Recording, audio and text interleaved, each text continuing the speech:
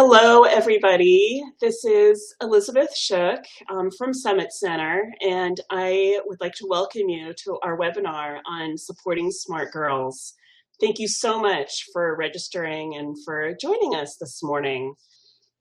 And let's see, I'd like to introduce our presenter, Dr. Lisa White. She's been with Summit Center for a long time. Dr. White provides comprehensive psychoeducational and neuropsychological evaluations at our Walnut Creek office here in Northern California. She's been working with gifted children and families since 2003. Lisa consults with families, and she also will work with teachers. Her clinical interests include gifted girls, psychodiagnostic assessments of gifted and twice exceptional children, children with learning disabilities, autistic spectrum disorders, and ADHD. She also works with twins and families with higher order multiples, and she's a counselor at Camp Summit every June, if any of you know about Camp Summit here in Northern California. So Lisa, thank you very much for presenting to us today, and tell us about supporting smart girls.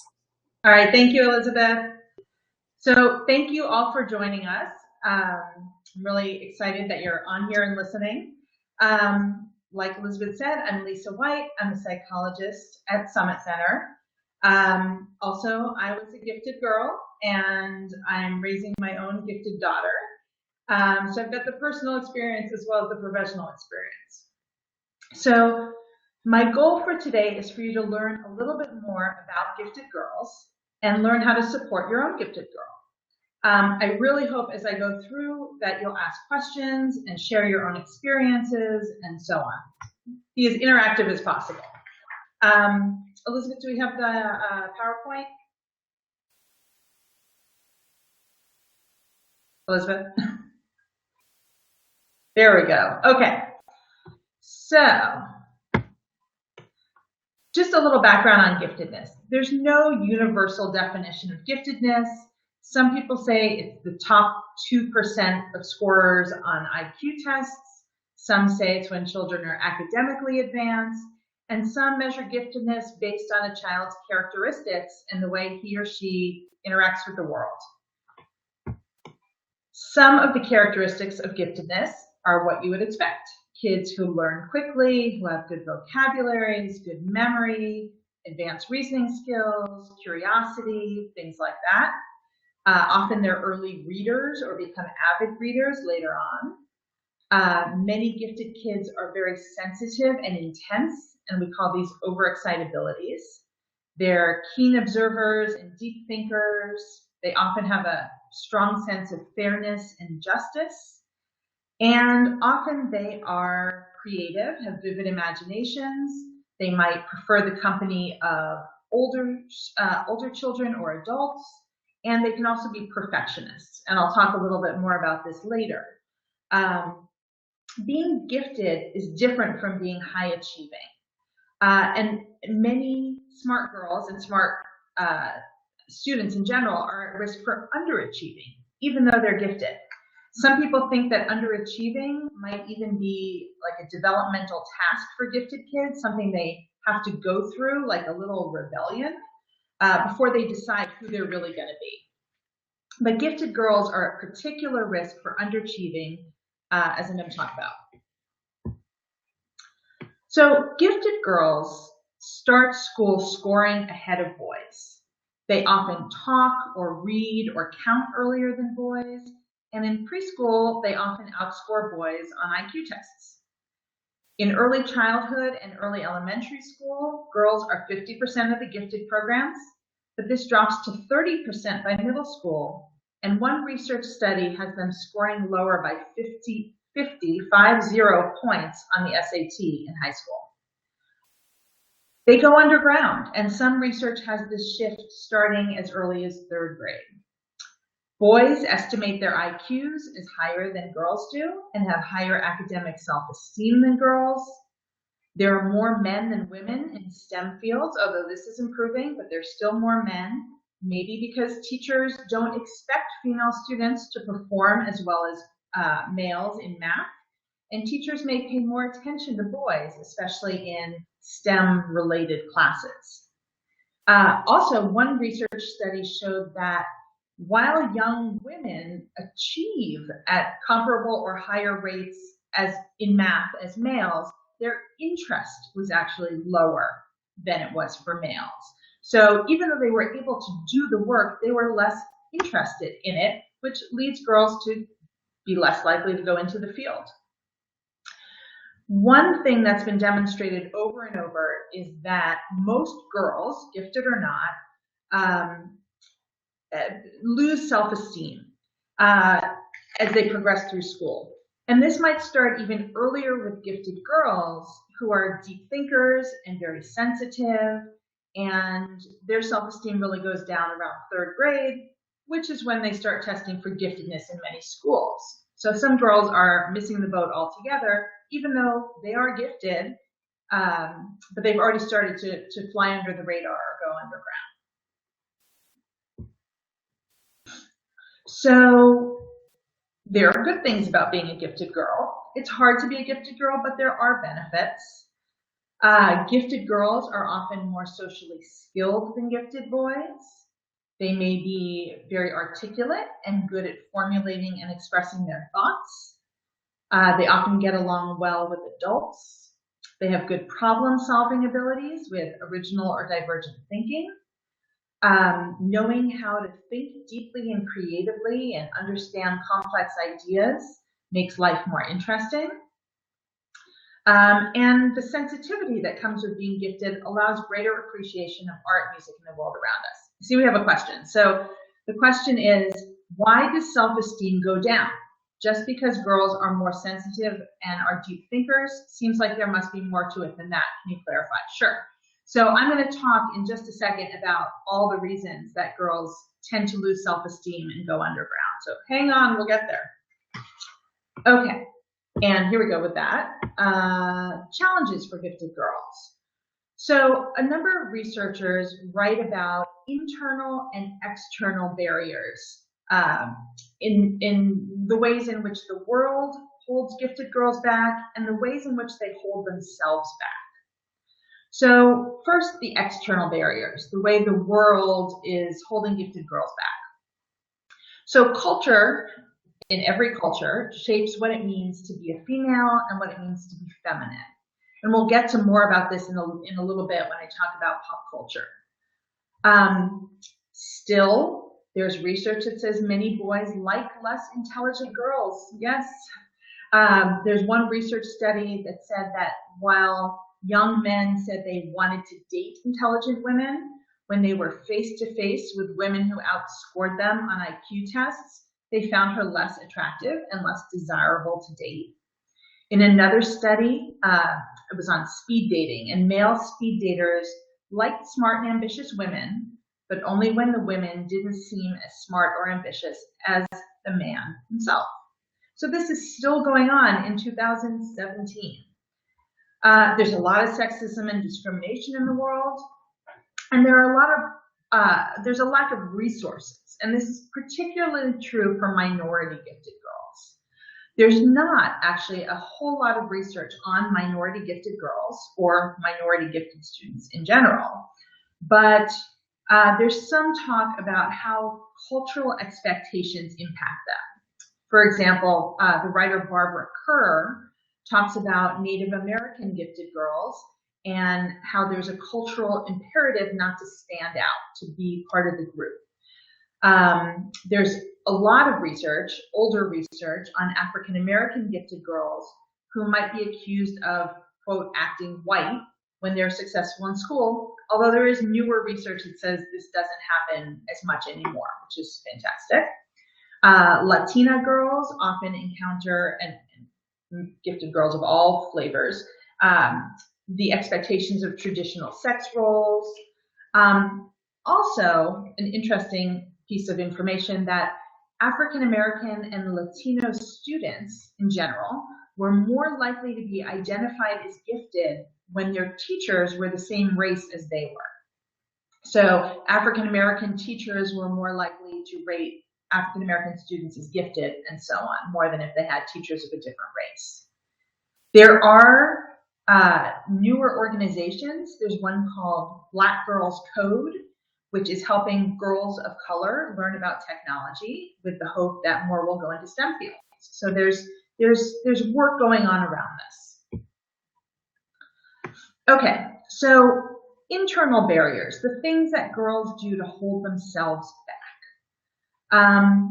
A big one is perfectionism. And this is not like, oh, I like to do things well, but perfectionism to the point where they become paralyzed if they can't do something perfectly. These are the kids who erase a whole drawing if they make one wrong mistake, or tear up a whole essay if they don't feel like it's living up to their standards, their self-imposed standards. And it's interesting that gifted girls are sometimes caught between perfectionism and going underground.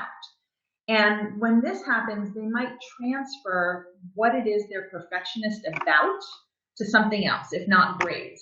So they might become perfectionist about their appearance, or about being friends with the right people, or that kind of thing, if they're not being perfectionist about academics as much.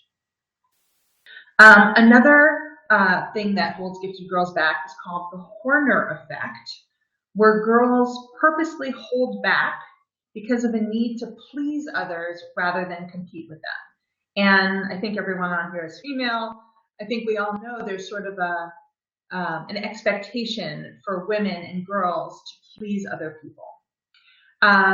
There's also something called the imposter phenomenon, where girls feel pressure to explain away their successes.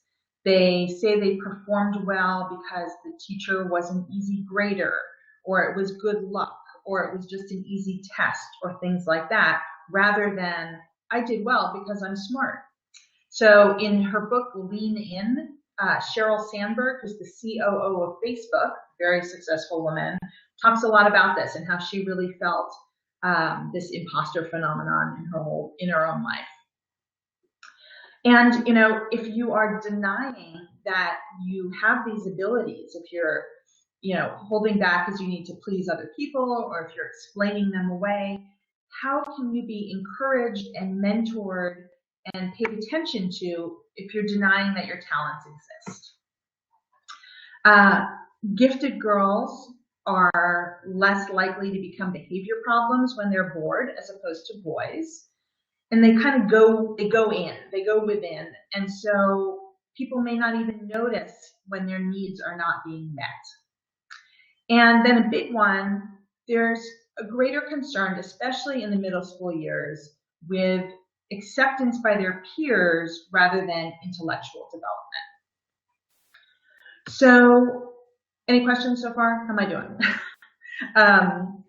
A lot of those ideas are sort of the traditional and classic ideas about why gifted girls go underground.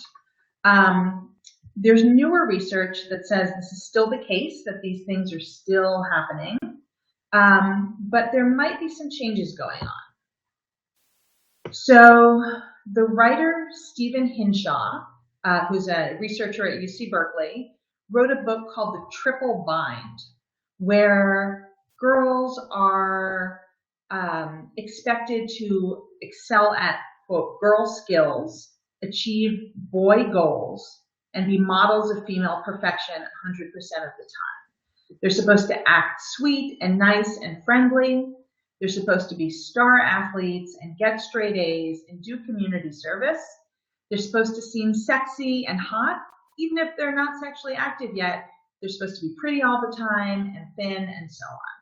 So not only are they expected to do all these things, they're expected to do them in a way that looks effortless. At Duke, they call this effortless perfection. That's something really hard to live up to. And this can really foster perfectionism, where girls are trying so hard to be perfect all the time. And they're unrealistic expectations. They can never get there. So the next thing I'm going to talk about is fitting in. And Elizabeth will bring up a little YouTube clip in just a second. It's a scene from the movie Mean Girls, which is all about a smart girl's attempt to fit in. The main character, Katie, is. Oh. I'm totally lost. Can you help me? But I wasn't lost. Yeah. I know exactly what this number is talking about. It's a factorial, so you multiply each one by 10. Well, is that the summation? Yeah, the same thing. Well, you're so wrong. Thanks. I get it now.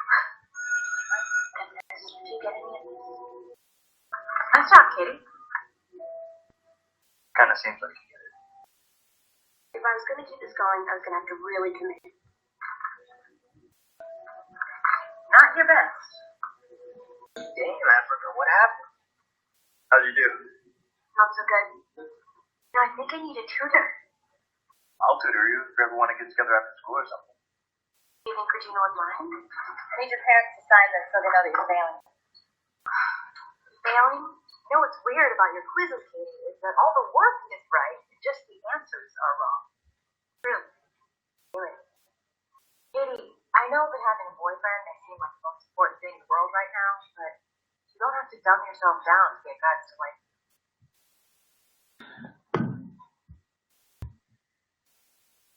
Okay. Can we bring the PowerPoint back? Yeah, I will. I noticed that the YouTube video is not going to be part of the recording, so people can always go to the link, which is in the presentation, to see that. Great. Okay. Okay. So that was showing a smart girl who was really dumbing herself down to get a boy to like her. To the point where she was actually failing her class. A girl that I worked with in my office was at the time a 13-year-old highly gifted girl, and she was really upset that her parents were always making her go to gifted events like Camp Summit or Stanford Splash. And she said to me, I just want to be normal, not gifted. I just want to go someplace where no one knows I'm smart. And that's just an example of how in adolescence, many gifted girls deny or cover up their talents, and they see the disadvantages of being gifted. They often feel like they have to choose between being popular and doing well in school. Girls groups in particular tend to value conformity.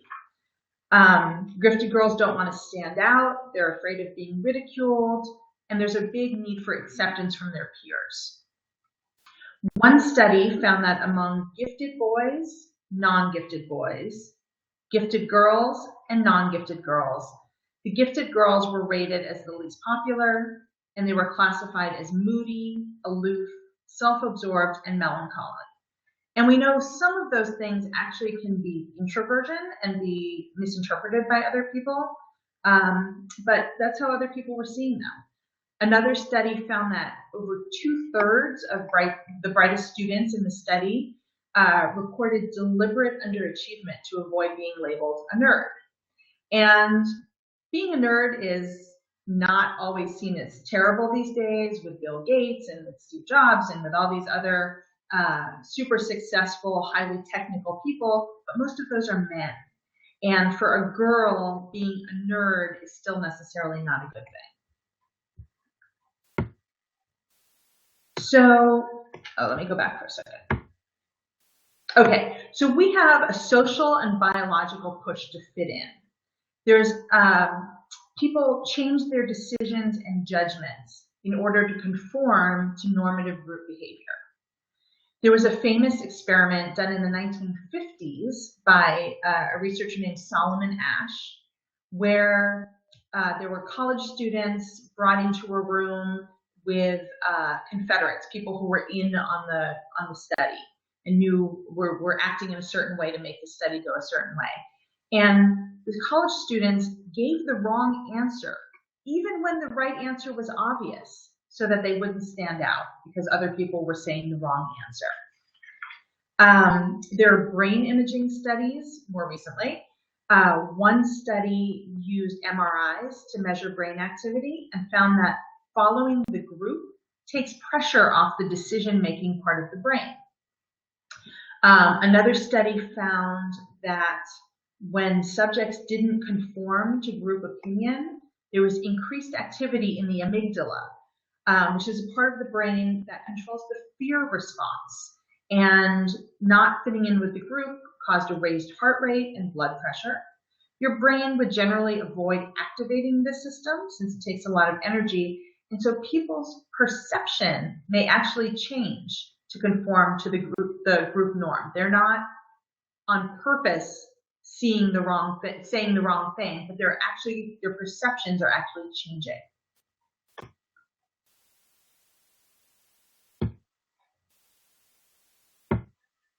Okay, so schools. No place is the push for conformity seen more than in many schools. And I'm talking here mostly about public schools. Although with the adoption of Common Core, it was supposed to allow for differentiation for students at different levels, but there's still a continued emphasis on test scores and everybody teaching to the test. This means that unique ideas and expressions are not welcomed. And a lot of schools have reduced or eliminated music and art and science in order to devote more time to test prep. A lot of schools are eliminating gifted programs because they think that gifted kids do not have special needs and will be fine without specialized programs. This leaves gifted girls fewer opportunities to find other smart girls who may have similar interests, and gives them fewer opportunities to make use of their giftedness without ridicule. You know, if everyone in your class is smart, you don't stand out by being too smart. Schools also shape which activities are seen as important and deserve attention and visibility. For example, many schools take time out of the school day to have a pep rally for the athletes, but not for the mathletes. And there are no cheerleaders at the science competition. Schools are really saying this is what's important, athletics and that sort of thing over intellectual pursuits. Any questions? About everybody there? Okay. So how can you tell if a gifted girl is going underground or flying under the radar? Oh, one question. What about neuroplasticity and growth mindset? I try to refrain from saying to my girls, "You're so smart." Yeah, so what this person is referring to the book Mindset by Carol Dweck, which says that a growth mindset doesn't, a growth mindset allows for people to continue to change and grow rather than feeling confined by a label such as smart. There's talk in the book about students who are always told they're smart, and then when they make a mistake or they do something that's not smart, they sort of are stuck and feel like, well, I guess this means I'm not smart at all. And that's a really tough spot for them to be in. I think though there's a balance there between saying you're so smart all the time and letting your kids know that they are smart. Personally, I don't think it's a terrible thing for kids to know that they're intelligent. I think it's you're intelligent and you work really hard, or you're intelligent and you have these other skills as well, or you're intelligent but you struggle with this sometimes, to put it all in perspective. But you know, the kids know who's smart and who's not. I mean, way back even when we were all young, and in the reading groups, there were the bluebirds and the redbirds. Everybody knew that the redbirds were the high readers and the bluebirds were the low readers. The kids all know. Kids know more about who falls in what rank than we think they do. So I don't think never saying you're so smart is gonna be necessarily the right answer, and I don't think saying you're so smart all the time is the right answer either. Let's see. Okay. So signs that a gifted girl is going underground or flying under the radar. Some people say that it's a sudden radical transformation, like a gifted girl may recognize what's going on and decide she wants to change or be better, better in her mind. Or it may be a more gradual process, maybe even an unconscious one, that she's not choosing to make herself look less intelligent, but she's doing it anyway. And maybe her grades slip a little bit. Not failing necessarily like Katie in our video clip, but just enough to slip off the honor roll. She may read less or read different material, less challenging material. She may watch movies or TV shows just because other people are watching it, as opposed to things that she really is passionate about. And I, just to share this, I, as a kid, did this.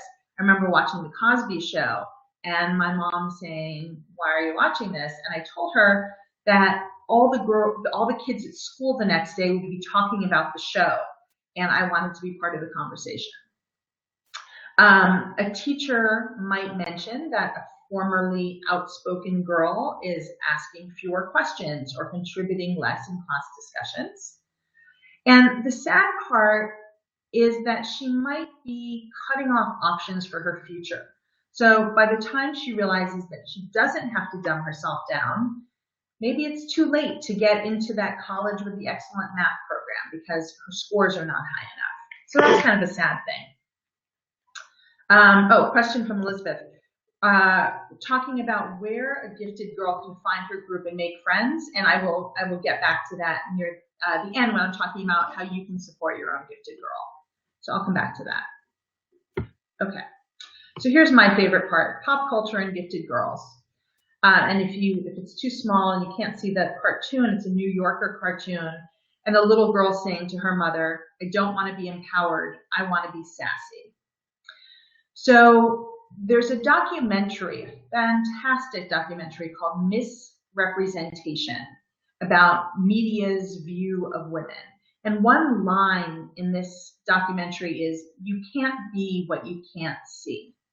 In other words, gifted girls need role models. In the book, an excellent book called Cinderella Ate My Daughter by Peggy Orenstein, she talks about the rise of what she calls pink culture, especially for little girls. Cartoon we have here, problem, there are disproportionately few women in mathematics. The sensible solution is, can we try to remove the stigma of math as unfeminine? And the common idea is, can we make math pink? So, there are pink and purple Legos. There are pink and purple Tinker Toys and Lincoln Logs, as if girls wouldn't be interested in building things unless they were pink. They sell science kits that are spa science kits, as if, to make your own face mask or lip balm, as if girls would only like science if they could make themselves more attractive in the process. Those are just two examples. This past summer, The Gap released shirts for children, and this was the picture on their website. The boys' shirt has a picture of Albert Einstein, and the caption is "The Little Scholar." And the girls' shirt has a G on it, and the caption is "The Social Butterfly." Interestingly, The Gap actually spelled Einstein's name wrong on the website. But one Twitter commentator said, Gap's new ad strategy, clothes for girls who don't want to bother their pretty little heads with book learning. Okay, we've got a question. How do you teach a very creative 6-year-old that she has to work hard and learn from teachers? She was told that her verbal gifts can't be taught. So learning to work hard is a huge thing for many gifted girls, because in the lower grades, often things come easily to them. And then at some point, things get hard, whether it's in middle school or high school or college or graduate school or wherever, things get hard. And if they haven't learned to work hard and learn how to learn, they kind of hit the wall. And that can be devastating for them. when all of a sudden things are hard and they don't know how to do it because they've never had to before. So I think one way to teach young kids how to work hard is to give them challenges in areas other than academics, if that's what they're good at. I think, a child who is not naturally drawn to athletics and sports, maybe they learn how to play tennis or at least hit a ball, something that they are challenged at, but where the fall isn't as hard. Learning a new language if they're a verbal child, or learning to cook, or learning to draw, or something where they are challenged, but it's not in such a, I don't want to say important, but in such a major way that failing will kind of cause their world to fall apart. Learning from teachers, I think one of the big things parents can do is they themselves talk about teachers with respect. I know sometimes it's hard when you have a teacher that you don't think is a great teacher to make little comments about it. I don't think that's great for the kids, because I think they're learning that the teachers aren't as smart as they should be, or what they're learning in school is the wrong thing. And even if there's subtle little digs that can sort of undermine the teacher. So parents, we have to be careful. Okay, hope that answered the question. Okay, let's go on. So in 2011, JCPenney released a shirt, which is on there, that said, "I'm too pretty to do homework, so my brother has to do it for me." There are also shirts, I don't know if they were from JCPenney, "I'm too pretty to do math," and "allergic to algebra." These are actual shirts. They were eventually pulled from the market, but they were made. People bought them. Another set of shirts, the boys' version of the short shirt said, "Training to be Batman or be a hero." And the girls' version of the shirt said, "Training to be Batman's wife and I need a hero." These are out there. Somebody makes these because they think they'll sell. And I mean, I don't even have to say the effect of these kind of things on little girls and big girls. Okay, so there was an article on about girl geeks on TV. And the quote was, "We're kind of in a really interesting time in terms of girls studying science. I think what we're really seeing reflected in pop culture is a changing dynamic in terms of our belief that women can do this and that it's sexy." So they really had me going there. I was really on board there until the sexy part, because why do smart girls also have to be sexy? There's a lot of pressure to be it all. This goes back to the triple bind that we were talking about. If you Google smart female television, most of the hits that you get are smart and sexy women on TV or brainy babes. When I Googled genius women on television, the first article was the 25 smartest characters on TV, and of the 25, 3 were women or girls. There was another article of our 10 favorite genius characters in movies. All of them were men, including Hannibal Lecter. So the serial killer beat out any smart girls. There are a lot of articles. Let's see, there was the hottest female geniuses, that kind of thing. I did a very unscientific Facebook poll asking for examples of super smart females on TV. And I got a lot of comments with suggestions. And I have to say, I haven't seen most of these shows myself, but a lot of people said Jillian Holtzman in Ghostbusters, who is like kind of a mad scientist genius. Happy Quinn in Scorpion is a mechanical genius, and so on. We've got Hermione Granger on there for the younger kids. Lisa Simpson, who's been a smart girl for, 30 years now. And there were a lot of suggestions for super smart women who were also gorgeous, thin, sexy, and tough. And it seems like in Hollywood, the only options for smart girls are to be stereotypically nerdy or totally hot. Also, a lot of the plot lines that featured those characters tended to be about their love lives or their sex lives, as if it's not enough to be just a smart character. They've got to insert the sexuality to keep the character interesting. The Big Bang Theory, which is one of the most popular shows on network TV right now, is about a bunch of smart men at Caltech in Pasadena. And there are two main female characters who are clearly highly intelligent women. They're both scientists with PhDs. However, one of them is portrayed as dowdy and dumpy and socially awkward and sexually frustrated. And the other is very cute, but she's married to a very unappealing man, especially as he was shown in earlier episodes, as if that was the guy the smart girl could get. Also, the pretty girl character on the show, less so in current episodes, but very much so in earlier episodes, this pretty girl was really dumb. This is the tip of the iceberg. There's so many more examples out there. I will mention that the recent movie Hidden Figures has one of the best portrayals of gifted women that I've ever seen.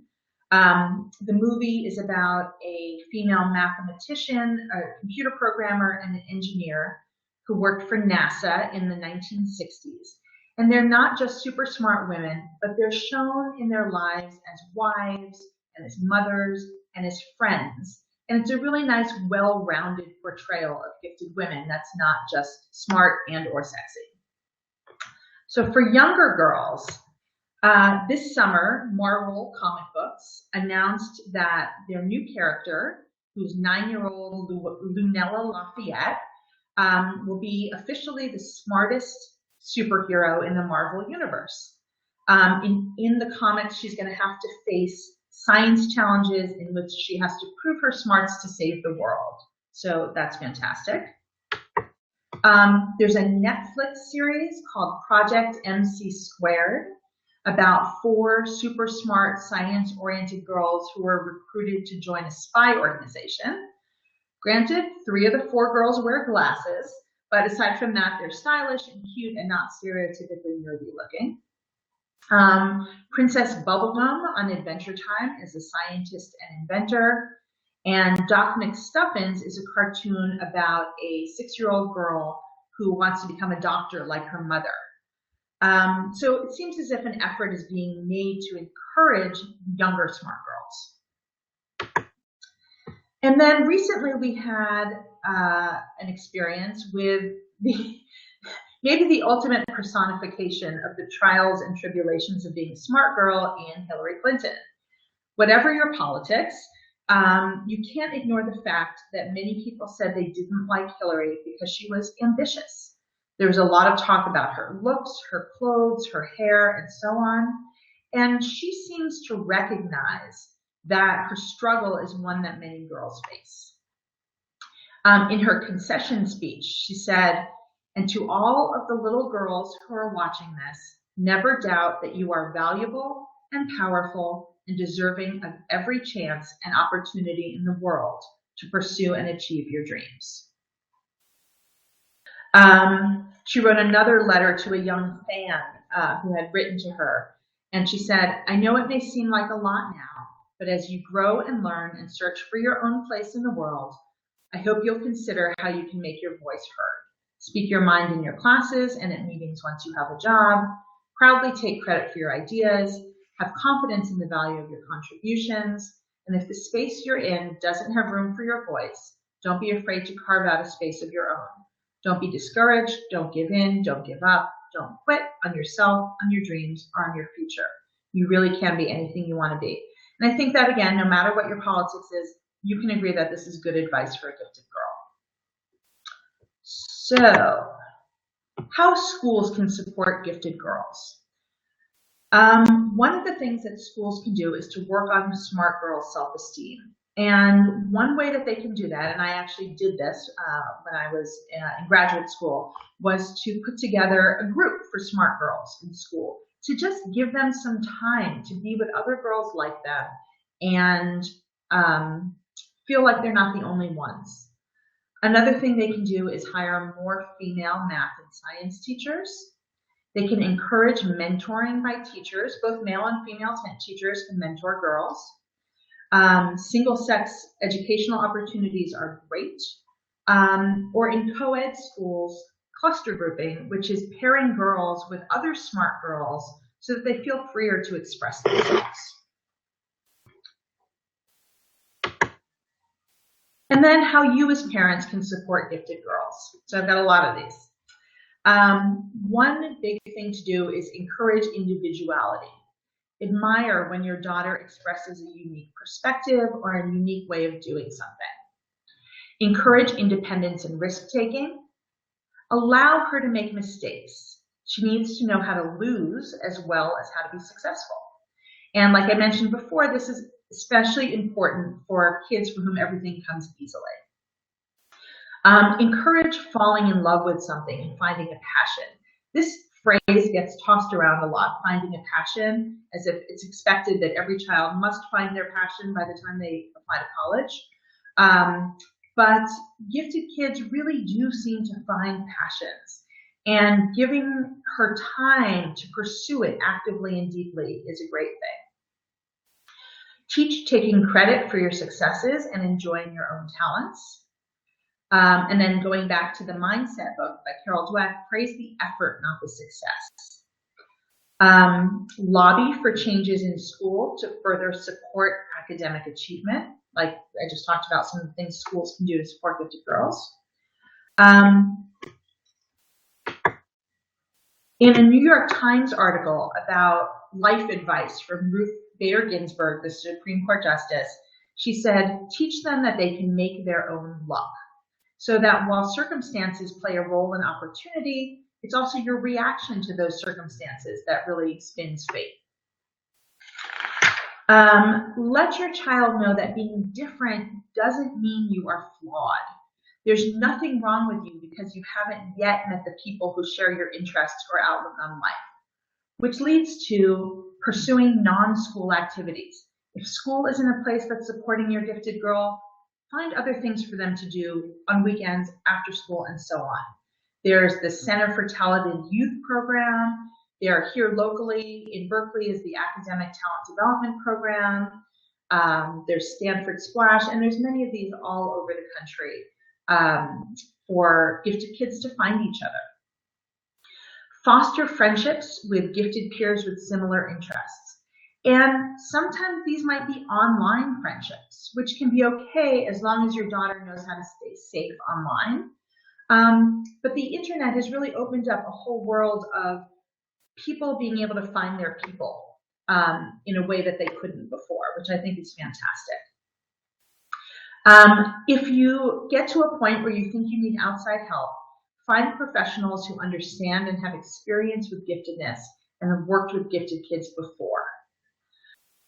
Provide logistical support. So in my own research on parent-child relationships and families with gifted kids reported that two of the most important things that their parents can do to support them are drive them places and pay for things, really. Provide that, do the driving, pay for the classes and so on to get your girl to where she needs to be. I have a couple comments that the Johns Hopkins Center for Talented Youth is great. Yes, I mentioned that one.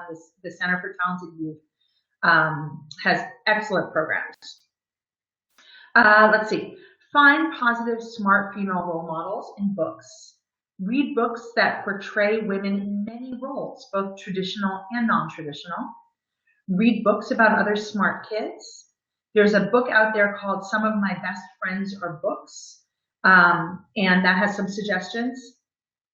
Find a mentor, take your daughter to work, do volunteer work together.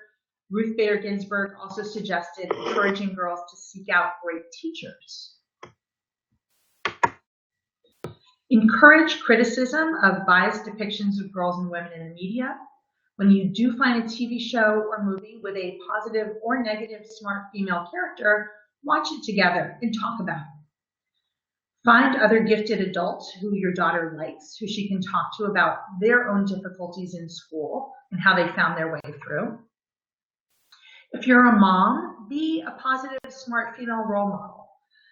Daughters of mothers who model independent problem-solving behaviors and decision-making strategies are likely to be more successful.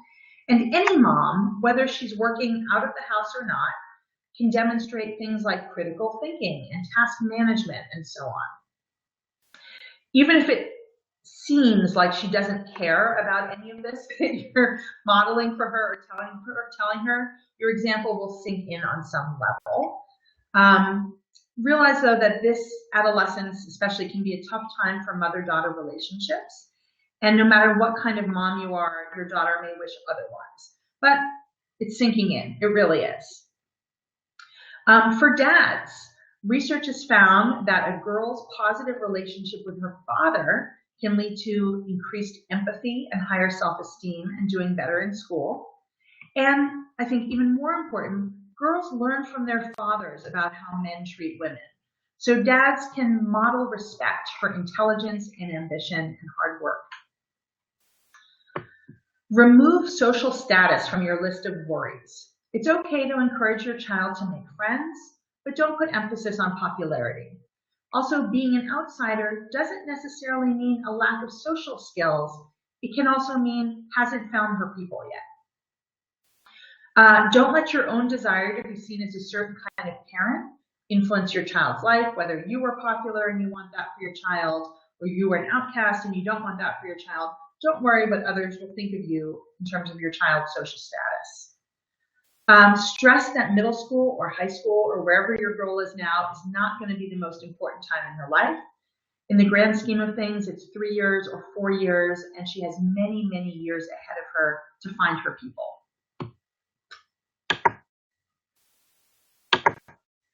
Let's see, I'm having a hard time here. Okay, teach her about quirk theory. So there's a great book called The Geeks Shall Inherit the Earth by Alexandra Robbins. And she comes up with this quirk theory where she says that many of the differences that cause a student to be excluded in schools are the same traits or real-world skills that others will value, love, respect, or find compelling about that person in adulthood and outside of the school setting.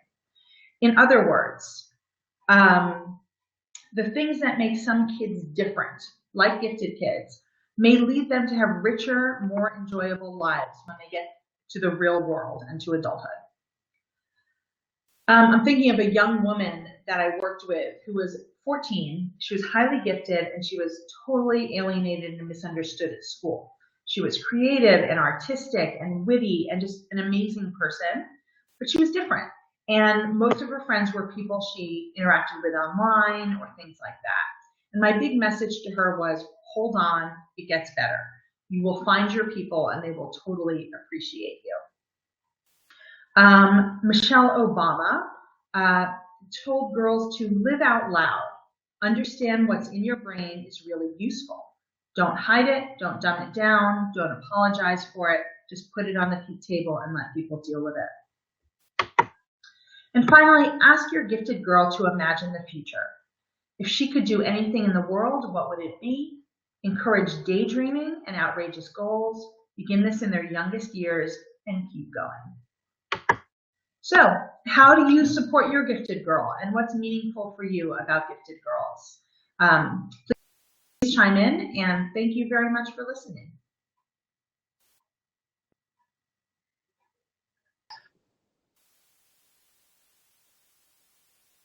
Hi.